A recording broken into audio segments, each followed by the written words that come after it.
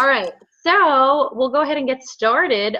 If you can all do me a huge favor, if you could all, most of you look like you're muted, so that's good. If you could all mute yourselves. I think there's just like 2 people, just Jill, and then there's a phone number here. I'm not sure who that is that aren't muted, and Lisa. But everyone else is muted just because sometimes background noise can jump in and then it gets crazy. And then at the end, we'll totally open it up. I'll take all the mute buttons off and do like a Q&A if we have time. But welcome. I'm so excited to have a team call for the first time in like, it's probably over a year, you guys. I don't even remember the last team call that we had. We have the lovely Megan Bernard hosting her very first team call, which is so exciting. For those of you who do not know, Megan's been a coach for like 2.5 years, right? Is that right? Yeah. Like 2.5 years. She is an Emerald coach on our team, soon to be Diamond. She's going to hit Diamond soon. I know it. And, you know, I wanted to have her host tonight because I know all of you guys see her like legit crushing her business right now. She is definitely at a peak, and she'll tell you about why. But she is hitting Success Club. She's hit Success Club every month since December. Success Club 10, I think, since January.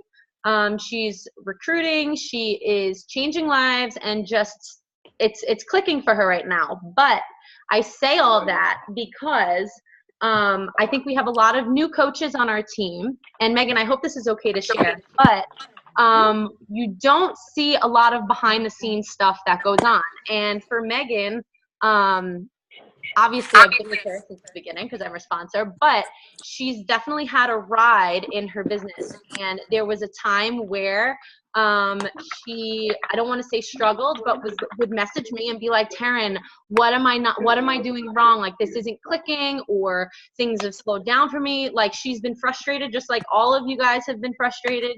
She's gone through peaks, she's gone through valleys, she's gone through things working, things not working. And she is definitely a perfect snapshot of somebody who just said, okay, so we're going to push through this and we're going to try this now, or just kind of navigated her waters for the last 1.5 years and until her, you know, she found what worked and what really drove her business and what clicked for her. So I think it's just important to know, because I think a lot of the times we see coaches that are nailing it and you see it's like that iceberg picture. I don't know if you guys have ever seen that image where it's like the iceberg and it shows like what you see on the top is like this little peak of success, and then underneath the water is this huge gigantic mess of like all the navigation it took just to make that little peak on the top. So it's really important to know, because I think sometimes it's really easy to see. I mean, I still do it and I've been a coach for 4.5 years, but I'll look at top coaches and be like, man, how did they just like hit those numbers all the time? Or how do they recruit that many coaches every month?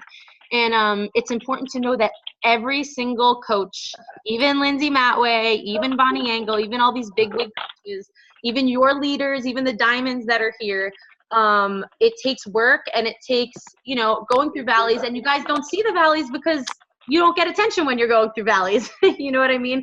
I'm not going to raise my hand and be like, oh my gosh, you guys, and, you know, I don't know, share like the dumpster of my business with you. We celebrate each other when we succeed. So, you know, it's just important to know that every single one of us who go up also have gone up from being way down low.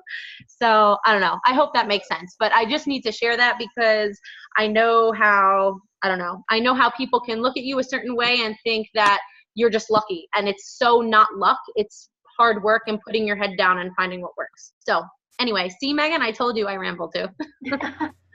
But anyway, I am going to pass this over to Megan now and just let her go. She is going to be talking tonight on just what changes, I guess, she's made in her business and what she's found to really start working for her and propelling her business forward. So I'm even going to mute myself, and I will let you take it, Megan. And if I jump in to like interrupt you or ask a question, I apologize in advance.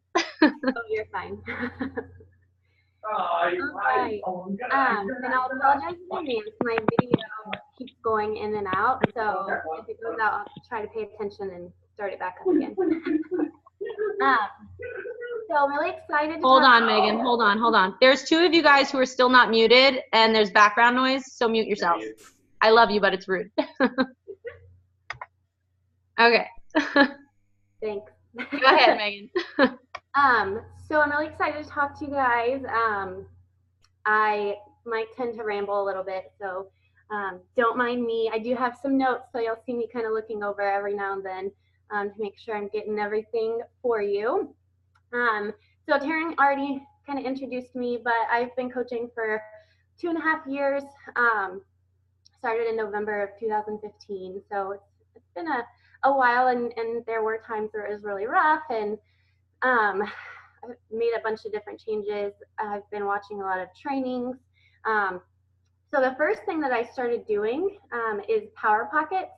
So I don't know if any of you are familiar with those. I actually watched a training on the Beachbody Champions page. If you are not in that group, I would definitely suggest getting in there because there's a lot of really great coaches and trainings in there. So I watched a video on this and I thought, man, that's super helpful because it's really just finding, the time throughout your day to get like your power hour in. And I work full time. I am a wife. I'm a mom to a toddler. So I'm staying busy all the time. So I had to find a really effective way to use my time so that, when I get home, I don't feel like I'm on my phone, for the rest of the night instead of spending time with my family. So these came in handy. So the things that I've been doing, so the first time I pick up my phone, and it can even be like 7 o'clock in the morning because I work out early. So the first time I pick up my phone, I will add between 7 to 10 new friends. And I usually do this by just looking at mutual friends, and I usually about 20, between like 15 or 20 mutual friends, I'll add them.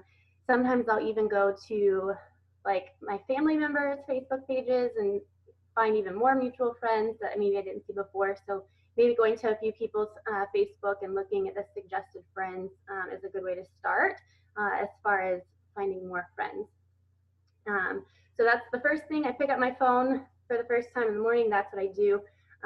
Later in the day, if I find I have some more time at work, downtime, I will do some connecting messages. So this I have as another topic, but I'll just kind of touch on it now. But so when I add those people, I will send them a message and say like, hey, thank you so much for adding me. I really love expanding my network and meeting new people. I hope you don't mind. Have a great day. So just kind of something really short and sweet, just thanking them for adding me. So that lets them know that you've added them, and it kind of starts the connection right there.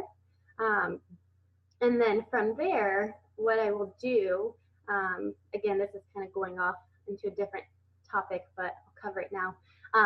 I'll wait like a day or two while I'm waiting in the process with this person. I am like looking on their Facebook page, kind of interacting, liking, commenting, doing those types of things just to kind of get the interaction without actually like messaging them and being like annoying like right away.